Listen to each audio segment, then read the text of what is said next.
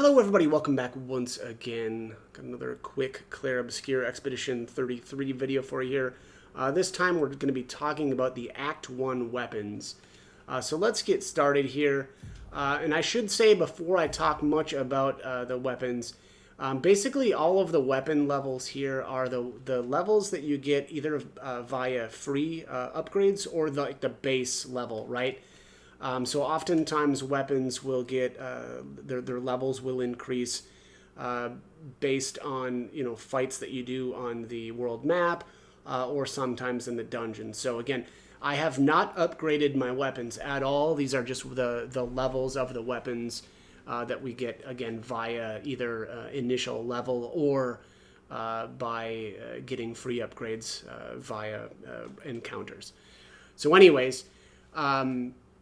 CL only has 3 weapons. Technically, she's got a 4th weapon, but we essentially have to choose, right? So your character, or the character who beats CL in the gestural arena, gets a weapon, right? But if you throw the match or lose the match to CL, you'll get her weapon instead, which is the Hevison. I don't think that the Hevison is very good, and certainly nowhere near as good as Mael's reward for that. So I do not recommend getting that. Technically, you can get it much later on in the game by provoking Golgra to a duel. I definitely would recommend waiting until you've broke the damage cap to do that, though, because she can be she's just got so much health, right? So and the rewards are not good enough.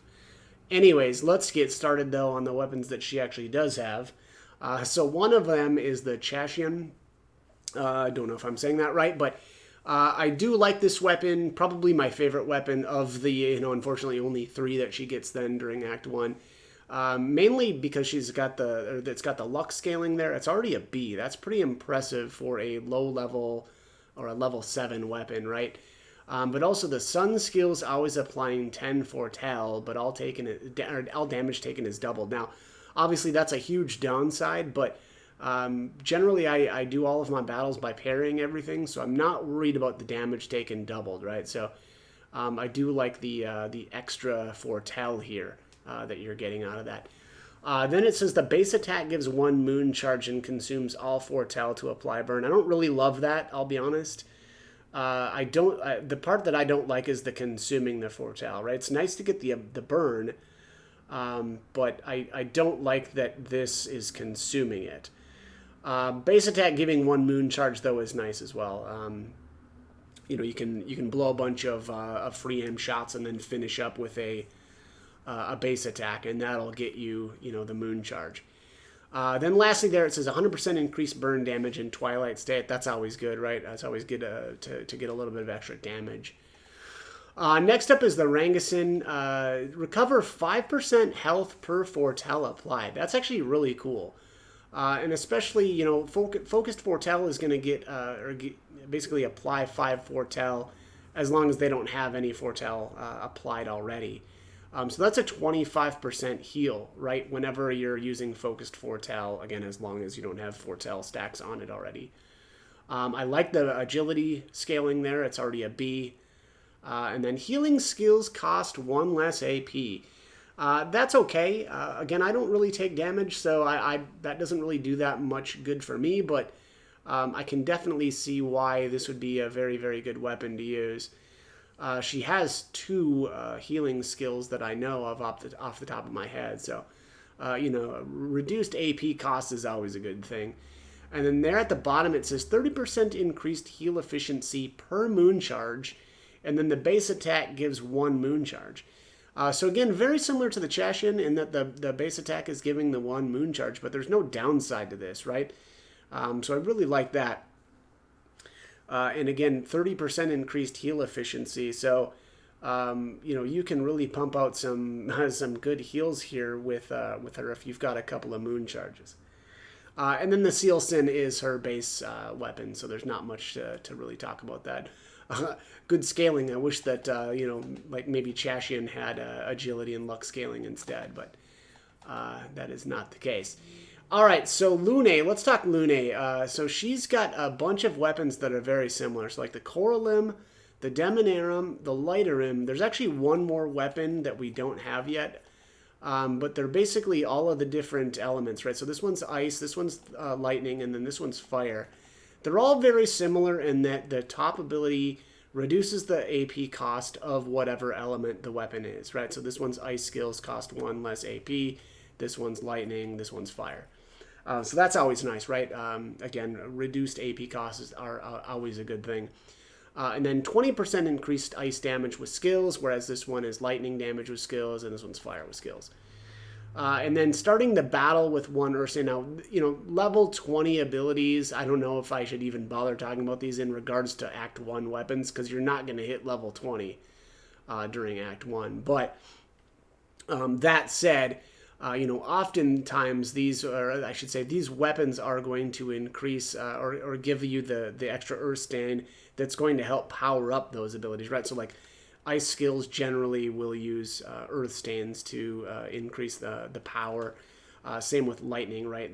That's going to take fire stains to boost the power on those, and so on and so forth. So these are interesting weapons. I'll be honest, I don't really use them because I like other weapons more, but they can be good, and especially like Lighterum.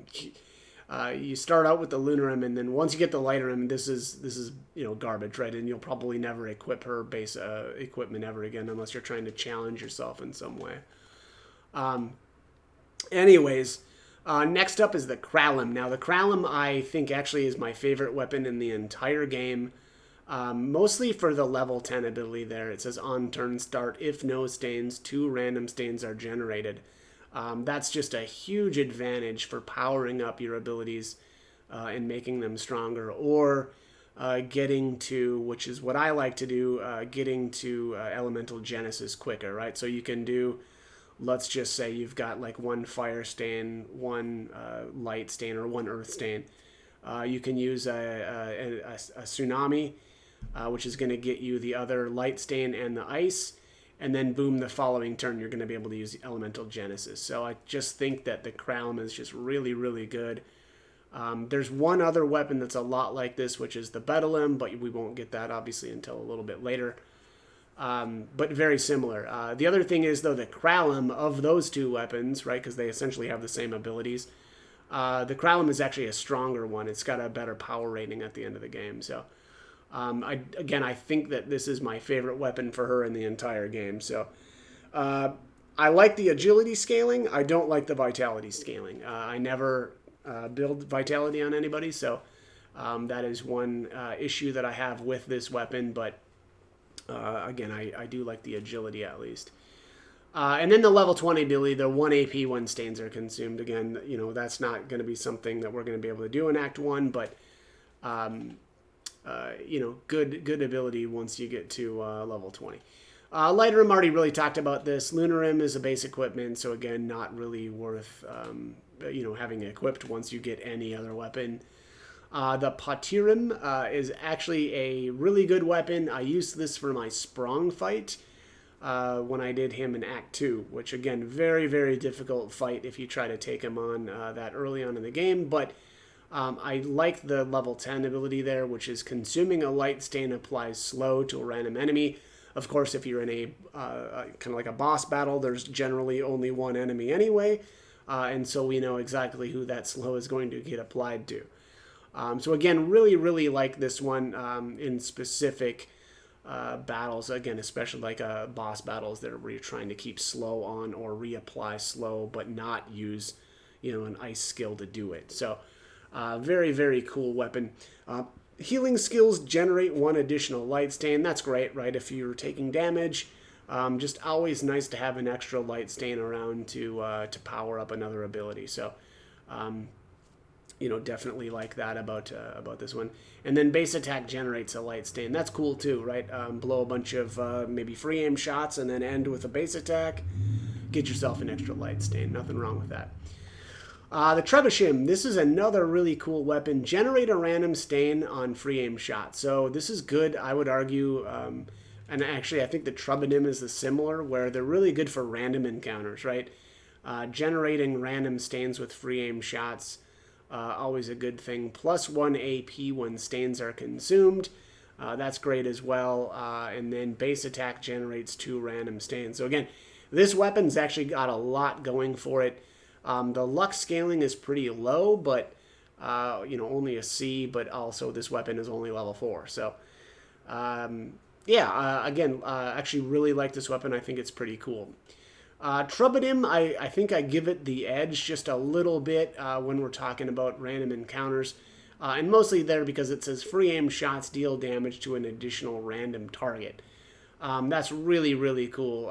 If you're fighting, an area that's got a lot of flying enemies, you're going to definitely be using free aim shots anyway. And so getting a little bit of extra damage is a nice thing, and to another target, right? So very, very cool weapon. And then the level 10 ability, obviously synergizing just really well. 50% increased free aim damage. There's, of course, a Pictos that does the same thing. So she can really pump out some damage there. I always like to have my Lune going first, so I generally have her with the most speed. And then, of course, all the way on the left side of the party, so that, again, to try to get her to act first. Mostly because then we can, set her up to deal a bunch of damage to the enemies, and then, maybe if she can't finish them off, then someone else can. But I really do like this weapon, though, and again, for those random encounters, I think that's really, really cool. And then generating a random stain on free aim shots, that's pretty cool, too. Again, similar to, the Trebuchem, except, unfortunately, that one isn't acquired until level 20. But those are the weapons for Lune. Next up is Gustav. There actually isn't that much to talk about in terms of Gustav, because he doesn't get abilities on his weapons, right? So really what you're looking to do in Act 1 is go with, whatever has the most power, but also avoiding any sort of resistances that Nevrons might have. So like the Galtarim, for instance, is not a weapon that you want to be running around with in Yellow Harvest, right? Because a lot of things are going to be absorbing Earth there. So unfortunately, you're not really going to be using that there, but this is a great weapon for pretty much anywhere else in Act 1. And then on top of that, it's got really good power. This is actually, I think this is the highest power of all these weapons from Act 1. 373. I also love the scaling on it. Agility and luck. That's right up my alley. So I think that this is, honestly, I would argue this is probably his best weapon for Act 1. But again, that's mostly because of the way I build those as well. Secarum is okay as well, but obviously not as high of a level for free, right? You would have to actually put some catalyst into that to get close to the Galtarim. So that is, again, Gustav. Next up, though, last but not least, of course, is Mael. The Brule Rum is the first weapon that she actually gets in Flying Waters, aside from her base, equipment. And I do think that this is her second best weapon. And mostly because of the critical hits applying burn.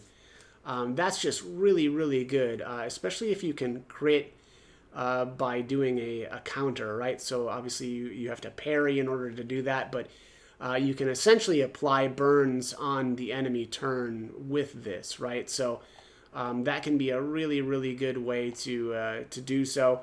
Of course, then you can use like a Swift Stride to get into Virtuous Stance, right? Because if you've got burn stacks on already and you didn't have to use something like Spark to do it, you can, again, get into Virtuous Stance very early, which, of course, is a top priority for Mael. You always want to be in that stance whenever possible, and getting there quickly is a good thing. And then on top of that, it's got good scaling, right? Agility and luck. The other two abilities, though, I don't find that useful, only because I generally don't use the Brule Rum for much longer than I have to, right? Essentially, once I get the Medallum, the Brule Rum gets shelved. So again, the base attack applying 2 burn. Also, on top of that, I don't really use the base attack with Mael. I think that there are better ways to be using her turn than doing base attacks. Then the 100% crit chance while stanceless. You don't want to be stanceless. Don't be stanceless with Mael. Again, you want to be in Virtuous and then maintain it, essentially. Next up is the Dunum. I don't really use this weapon, but it can be interesting, especially if you try to do more of a support role for her. So it says in defense stance, gaining AP also gives 1 AP to allies. That's cool, especially when, other characters can sometimes be starved for AP. So spreading a little bit of AP around is kind of cool. I don't really use this weapon ever, but that is actually kind of interesting. And then it says if stanceless base attack switches to defensive. So that's kind of neat as well. Obviously, normally a base attack won't get you anywhere. It's not going to change stance for you. So that's kind of nice. And then 1 AP on stance switch. More AP is a good thing. But again, I think that there are better weapons. Mayellum is her base equipment. Obviously pretty terrible, but kind of fun. Actually, I use this every once in a while to do challenges, so I keep it at level 2. Here's the Medallum, though. Again, this is, I would argue, her best weapon, certainly for Act 1. Later on in the game, I think I do end up replacing this at times with other weapons, but this is just phenomenal. Start in Virtuous Stance, and I should say, again, this is the reward for the Gestural Arena. And again, I think that Mael's weapon here is by far the best. So definitely, when you do that battle, make sure that you, versus CL, make sure to do it with Mael. But again, starting Virtuous Stance, right? So you don't have to apply burn to something and then use like a Swift Stride. You don't have to nuke all of your HP with a last chance if you don't want to. You just start automatically in it, and that's just really good. And again, especially for random encounters, though even for boss battles, it's nice to be able to just start out in Virtuous. But specifically when we're talking about random encounters, though, she just, boom, you're automatically starting with a 200% damage increase, right? So you don't have to apply burn, you don't have to then use Swift Stride, you just start right out there, right? So it's a very, very good, turn-efficient way to get yourself a bunch of damage right away. There it says the level 10 ability, in Virtuous Stance, every burn applied is doubled. That's okay, but generally, if I'm in Virtuous Stance, I'm not going to be using like Spark or some other ability that's going to apply some burns. Once in Virtuous Stance, I typically will try to maintain it using Mezzo Forte or Flurry Fury. Kind of works as well, right, to do a little bit of damage and stay in it. So again, I try to not be using, like Spark, right, or any of the fire type abilities in Virtuous. And then the last ability there, in Virtuous Stance, burn deals double damage. That's cool, though, right? Again, if we're maintaining Virtuous Stance, then we don't really need to worry about reapplying. That said, though, in Virtuous Stance, you can be using free aim shots to apply burn, and I think that's actually a really good strategy as well, right? So obviously the burning shots Pictos is what is going to be doing that for you, and then kind of what you can do actually is use a bunch of free aim shots down to like 1 AP, and then use Mezzo Forte, right? And that's gonna it's gonna maintain Virtuous Stance and then give you a bunch of AP back, right? So that's kind of one of the things that I like to do. So that said, even the level 10 ability there, the every burn applied is doubled, actually is very good. Again, using those free aim shots, though, to do it, and not, I would say, probably not doing that with, like, Spark. And then in Virtuous Stance, burn deals double damage. So very, very good, right? A lot of those abilities, I mean, for one thing, starting in Virtuous, burn applied being doubled, and then burns dealing double damage, right? It's all about staying in Virtuous. And I would say that that's the best way to do it, right? Start in Virtuous, use your free aim shots to get those burn stacks on, get down to like 1 AP, then use Mezzo Forte to maintain Virtuous. So that's kind of what, that's my recommendations anyway in terms of Medellum. Plenum, I don't really use this one, but it says on turn start, if stanceless, switch to defensive. And then in defensive stance, deal double break damage. That's okay, right? And especially for bosses, I think generally we're not really going to be breaking a whole lot in terms of, or when we're doing random encounters, but Again, it could be kind of useful in boss battles. That said, though, you don't really want to be in defensive stance unless you're not very good at parrying or dodging, because you just don't need it, right? I don't find the damage reduction to be useful, and I would rather have her dealing damage via virtuous stance. So, and there it says support skills cost 1 less AP. Again, I don't really use Mael for any sort of support role, so I don't find that to be that good. Lastly is the Secarim. Switch to Virtuous Stance on breaking any shield. That can be okay, and especially if you're doing like random encounters. And then there it says free aim shots break 2 shields. Again, I mean, hey, why not, right? If I'm breaking 1, I might as well break 2. And then in Virtuous Stance, all damage pierces shields. That can be kind of good, but most times I would rather just break the shield so that someone else can deal, damage though too, right? Like that's cool if you're piercing shields if like something's about to die or something, but I don't really find that to be all that useful because again, okay, great, like I just ignored some enemy shields, but nobody else can probably do that unless you've got Pictos that's and I should say there is a Pictos related to that, right? So I'm going to file that one under kind of cool, but also pretty mid. So anyways, that is it. That is all of the Act 1 weapons, I should say. Again, I'll just go briefly over what I would say is the best for each character. For CL, it's the Chashiana. That's the one that I like the most. Though if you are not as good at parrying or dodging, or you notice that you're taking a bit of damage more often, Rangason is really good, right? And honestly, those are her only 2 options anyway. For me, I prefer that Kralum, again, for Lune, for her weapon. Some of these other ones are okay, though, and especially, like, in certain scenarios, right? Trubidim is, again, great for random encounters. Potirum is okay as well, and I would argue mostly for boss fights where you're worried that it's probably for boss fights that you're taking on that you probably shouldn't. But again, I think that's more Act 2. But again, Kralum I'm gonna say is number 1. Trubidim I would argue probably my number 2. With Trebuchem probably pretty close. At I'm gonna say 3. Gustav, again, mostly it just depends on where we're at. Galtarim, if you're kind of anywhere other than Yellow Harvest, right? If I'm in Yellow Harvest, I'm probably using Abyssrum.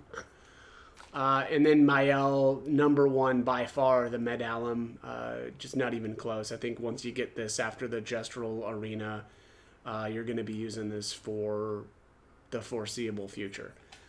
There are very specific weapons like the Jarum in Act 2 that I'll use as well for certain battles. But for most fights, and especially any sort of random encounter, I think that the Medallum is better. So, yeah, that's my take on the Act 1 weapons. As always, I hope the guide was helpful, and thanks for watching.